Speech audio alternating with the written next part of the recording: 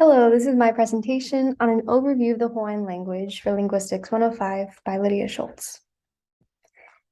This is just a nice quote I thought was relevant. Through language, there is life, and it's a Hawaiian proverb. So my research question is how and why is the revitalization of the Hawaiian language significant? I will first give some basics of the Hawaiian language, then go into a brief history of Hawaii, transitioning into the banning of the Hawaiian language, and then finally into the revitalization of the Hawaiian language, as well as today's updates. So basically, the Hawaiian language is composed of 4 rules. Number 1, all words end in a vowel. 2, every consonant is followed by at least 1 vowel. 3, every syllable ends in a vowel. And 4, 2 consonants never appear next to each other. And this is from hawaiianlanguage.com. That gives a really nice overview of what Hawaiian is made of. So it's made of 5 vowels and 8 consonants, plus the unique glottal stop called okina. So the okina is basically a break in the sound when a word is spoken, and it indicates, or an okina that is missing can change the meaning of a word. So for example, the word lanai is pronounced lanai, like a balcony, versus lanai is a name of the Hawaiian Islands. So as you could see, when the okina is removed, the word can completely change, which I think is super interesting. Also, it's the same with Hawaii versus Hawaii. Hawaii is how most people pronounce it, but the real pronunciation of the state and islands of Hawaii is Hawaii. So yeah, fun fact. These are just some commonly used Hawaiian words if you want to learn the language a little bit. Mahalo, thank you, is probably the most commonly used if you travel. Okay, so some background with Hawaiian language. It started orally. It didn't get written down until the actually Christian missionaries came. It is the native Hawaiian language, but most today do not or cannot use it, mostly because of the historical backgrounds, which we will get into. And unfortunately, now it's an endangered language. And this is from the NPR news article, as well as a scholarly article on Hawaiian language. So some history. To understand the Hawaiian language, it's important to know the cultural history. So it's first discovered in 1778 by the British explorer James Cook, who was the first foreigner to discover the islands of Hawaii. In 1820, more and more missionaries came and eventually settled. In 1887, King Kamehameha the third is forced at gunpoint to sign the Bayonet Constitution. I'm not sure if any of you have heard of it, but it's a treaty which gives the majority of the governmental powers to U.S. occupiers. In 1893, Queen Liliuokalani, Hawaii's first and last queen, is forced out of power after fighting tirelessly for Hawaiian sovereignty. And this is from Queen Liliuokalani, the first and last article on Britannica. In 1989, it officially becomes a U.S. territory, and in 1959, it becomes a state. So the ban. This is taken from the exact scripture of the colonizers who basically wrote this law into place, that English language shall be the basis of instruction in all public and private schools. So 3 years after Hawaii's illegal annexation to the US in 1893, the Hawaiian language was banned and replaced with English. This is from Keola. Children were no longer allowed to speak it in schools, and publications in Hawaiian were actually criminalized, and this punishments included ostracization and beatings.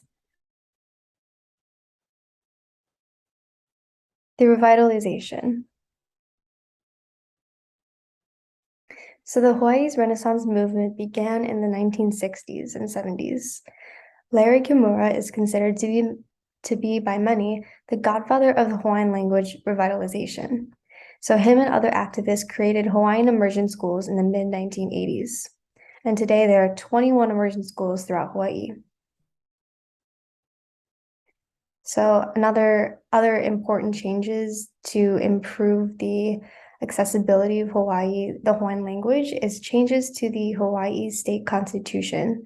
So these amendments in 1978 were added that English and Hawaii shall be the official languages, and it affirms the state's commitment to promote Native Hawaiian culture through educational programming in public schools. And finally, it asserted the state's commitment to protecting Native Hawaiian rights. Furthermore, the University of Hawaii offers a BA, bachelor's, and PhD program in Hawaiian language, as well as a certification in achievement in Hawaiian language. And the first class of K through 12 schools in Hawaiian language immersion graduated in 1999. Additionally, some improvements to promote the Hawaiian language involved the push for computers to include Hawaiian language symbols on keyboards. So the University of Hawaii actually entered an agreement with Apple to completely translate the Macintosh operating system into Hawaiian. So this is the first time that Mac OS was made available in Indigenous American or Polynesian language. This is according to Worcestershire. In the 1990s, the Federal Native American Languages, or NALA Act, was enacted in 1990 to encourage the preservation and promotion of native languages by encouraging children to be educated in their own language. This includes Native Hawaiians. And in 1993, Congress passed an apology resolution in official recognition of the illegal overthrow of the Hawaiian Kingdom in 1893. So this also recognizes its responsibility in almost killing the Hawaiian language. This is according to Nakata. So why is saving the language important? So I gathered some testimony from various articles on the internet, including the great work of Saving the Hawaiian Language article, the language builds identity and perpetuates culture article. So I think these quotes really speak to the significance of restoring a language and why people work so hard to preserve it. So the first quote is, "It connects us to our identity of who we are and where we come from. Lose the language and you lose the culture, the knowledge pool, and that way of seeing and being in the world." Another Native Hawaiian, this was from an article from University of Hawaii. This is from one of the students. So if the mother tongue of a people were to disappear, so too would those people disappear. And she also says, currently, as we have already lost our independence, the loss of our mother tongue would certainly mean the end of the Hawaiian race. So clearly, saving languages is important kind of advocacy work, especially if you are involved with that culture. Today, February is now considered Oleo Hawaii Month, which is Month of the Hawaiian Language. And it was enacted in it was enacted in 2013 as the Hawaii's state legislature. It was the first one enacted in 70 years. So although this is mostly symbolic, it is still, efforts made to preserve the Hawaiian language, which is still significant and steps in the right direction. Some challenges that the Hawaiian language faces is the lack of native speaking communities. I mean, the only continuing native speaking community consists of a couple hundred people who live on the small private island of Niihau, spelled Niyihyau, which lacks regular electrical or phone connections to the rest of the state. So they're mostly isolated. They're not really promoting it to other parts of the world. Furthermore, a lack of textbooks and other pedagogical materials in Hawaiian is really inhibiting the spread of it as well.